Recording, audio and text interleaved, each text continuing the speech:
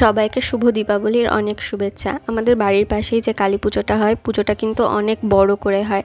আর ঠাকুরটা কালী পুজোর দিন দুপুরবেলাতেই নিয়ে রাখা হয়। আর ঠাকুরটা দেখতে এত ভালো লাগে, মুখের দিকে তাকালে খুব সুন্দর লাগে দেখতে। আর ঠাকুরের যে চালিটা, সেই চালিটাও কিন্তু অনেক বড় হয়েছে। আর পুজোর সমস্ত কিছু ফল, ঠাকুরের গয়না সমস্ত কিছু কিন্তু আমাদের বাড়িতেই রাখা হয়। আমাদের বাড়িতেই সন্ধেবেলা সমস্ত কিছু ফল কেটে জোগাড় করে রাখা হয়, তারপরে মণ্ডপে নিয়ে গিয়ে সাজানো হয়। তারপরে সন্ধেবেলায় যেহেতু খিচুড়ি, পাঁচ তরকারি, বেগনি, পায়েস রান্না হবে, সেগুলিরই জোগাড় চলছে।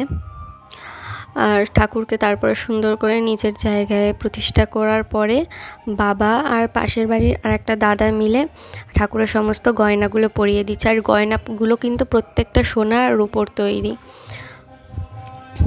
তো আমি কালী পুজোর দিন সকালবেলা থেকে কী হলো সেটাই আমি পার্ট 1-এ শেয়ার করছি, আর পার্ট 2-এ কিন্তু সন্ধেবেলাটা থাকবে। আজকের ভিডিওটা এত